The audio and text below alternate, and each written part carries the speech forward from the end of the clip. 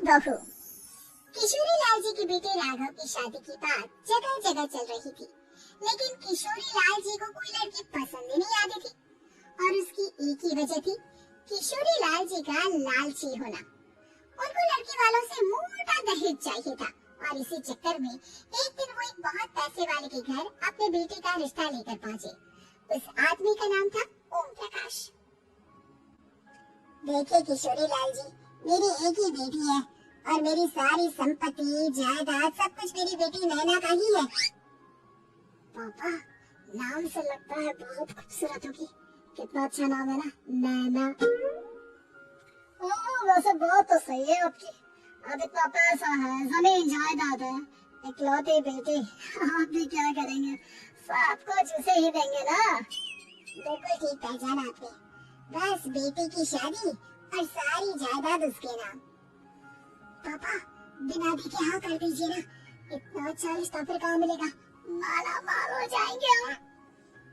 मैं अपनी बेटी को बुलाता हूँ। अरे नहीं नहीं नहीं नहीं, आपकी बेटी का नाम नैना है, सुनकर ही लगता है बहुत सुंदर होगी। रहने दीजिए अंकल, मैं तो आपकी बेटी के नाम से इतना खुश हो गया हूँ कि उसे बिना देखे शादी करने को तैयार हूँ। अब तो मैं उसका चेहरा सीधे शादी के बाद ही देखूंगा। और इस तरह राघव नैना का चेहरा नहीं देखता और उससे शादी कर लेता है। शादी के बाद अपनी सुहाग रात पर जब राघव नैना का घूंघट उठाकर देखता है तो नैना की आंखें बंद थी। कितनी खूबसूरत हो तुम नैना, जरा अपनी आंखें खोलकर मेरी तरफ देखो तो सही। नहीं, मुझे शर्म आती है। मैंने तुम्हें शादी से पहले भी नहीं देखा और अब अगर तुम आंखें खोलकर मुझे देखोगे भी नहीं तो मुझे अच्छा कैसे लगेगा? इससे पहले कि नैना अपनी आंखें खोलकर राघव की तरफ देखती, अचानक से लाइट चली गई और राघव नैना को पूरी तरह से देख भी नहीं पाया। अगली सुबह नैना राघव के लिए नाश्ता बनाकर लेकर आई। अरे ये क्या? आधा पराठा सेका हुआ है और आधा बिल्कुल कच्चा। ये तुमने क्या किया नैना? बहू, तुमने क्या आधा पराठा तवे से नीचे लटका कर रखा था जो आधा सेका है और आधा कच्चा? मुझे जितना दिखेगा उतना ही तो सीखूंगी ना पापा जी। जहाँ जहाँ मुझे नजर आ रहा था वहाँ मैंने सीख लिया, जहाँ जहाँ नहीं दिखा वहाँ कच्चा रह गया होगा। इसका क्या मतलब है? ये कैसा मजाक कर रही है तुम? अरे बहू, तुमने इतना लंबा घूंघट क्यों लगाया हुआ है? देखो, हमारे घर में बहुओं को बेटी की तरह रखा जाता है और फिर तुम तो इतना सारा माल लेकर आई हो। देखो, घूंघट डाल कर रखने की कोई जरूरत नहीं है। हाँ नैना, पापा जी ठीक कह रहे हैं, तुम तो आराम से रहो, अपना ही घर समझो।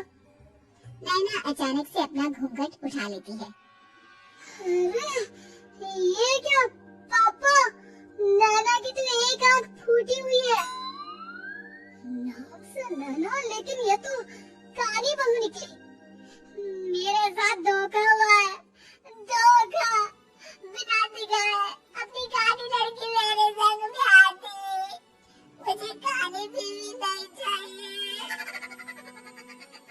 मुझे अभी ओम प्रकाश जी से बात करनी पड़ेगी। आखिर उन्होंने मेरे साथ ऐसा किया क्यों? अरे, आप लोगों ने ही तो पापा से कहा था कि आप लोग शादी से पहले मुझे देखना नहीं चाहते। अब मेरे पापा पर क्यों इल्जाम लगा रहे हैं? अरे लेकिन उन्हें बताना तो चाहिए था ना कि तुम काली हो, एक आंख से तुम्हें दिखाई नहीं देता। किशोरी लाल और राघव नाराज होकर ओम प्रकाश को अपने घर बुलाते हैं। पापा जी, ये आपने क्या किया? शादी से पहले बताया क्यों नहीं कि नैना की आंखों में परेशानी है? अरे आप ही ने तो लड़की देखने से मना कर दिया था। अरे लेकिन आप बता तो सकते थे। आपको तो हमारी बेटी की प्रॉपर्टी चाहिए थी, वो भी पूरी की पूरी। अब क्या हुआ अगर उसे आधा दिखाई देता है? प्रॉपर्टी तो आपको पूरी मिल गई ना। और ये क्या बात हुई? मेरी शादी प्रॉपर्टी से नहीं आपकी बेटी से हुई है। अब ये तो पहले सोचना चाहिए था, तब तो मेरी प्रॉपर्टी देखकर तुम्हारी जुबान लप-लप आ रही थी। लेकिन मैं काली लड़की को अपनी बीवी बनाकर नहीं रख सकता। पापा, कुछ करिए ना आप। करता हूँ। अब देखिए ओम प्रकाश जी, आप हमारे साथ ऐसा नहीं कर सकते। और तुम देखो, अगर तुमने मेरी मेरी बेटी से शादी थोड़ी ना। तो जो भी प्रॉपर्टी मैंने तुम्हें दी है वो तो पूरी की पूरी वापस ले ही लूंगा और आधी प्रॉपर्टी तुम्हारी भी लूंगा। अरे मेरी आधी प्रॉपर्टी भला क्यों लेंगे आप? इसलिए क्योंकि मेरी बेटी को आधा नजर आता है और उसकी नजर अभी तक तुम्हारी आधी जायदाद पर ही पड़ी है। अब तुम उसे घर से निकालोगे तो कुछ तो लेकर जाएगी ना। और अगर हम आपकी बेटी को अपने घर की बहू बनाकर रखे तो?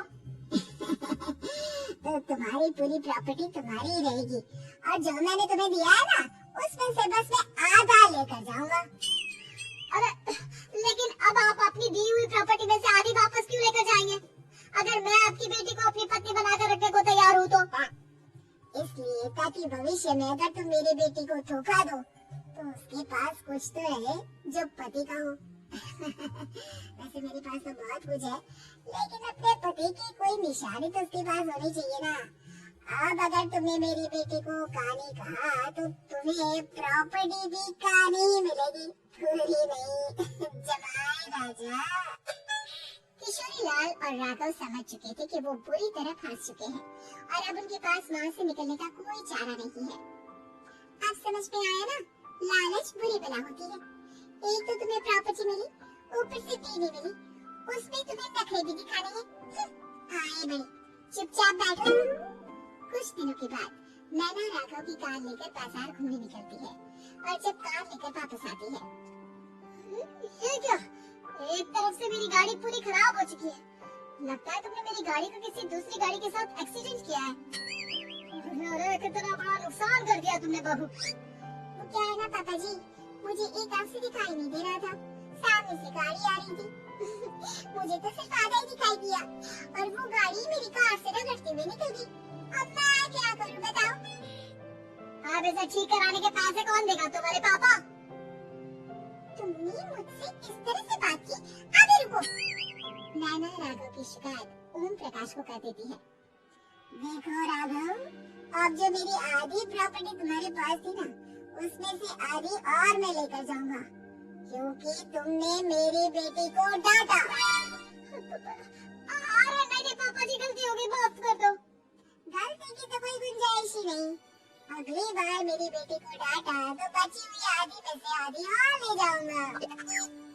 लालच के चक्कर में हम दोनों ने बहुत बड़ी गलती कर दी बेटा। एक तो तुम्हें काली बहू मिली और ऊपर से जो माल मिला वो भी काला। इस तरह राघव की हर एक गलती पर ओम प्रकाश उसकी प्रॉपर्टी का आधा आधा हिस्सा लेकर अपना सारा माल वापस ले गया और राघव को कानी बीवी से काम चलाना पड़ा। भाई लालच वाकई में बुरी बला है।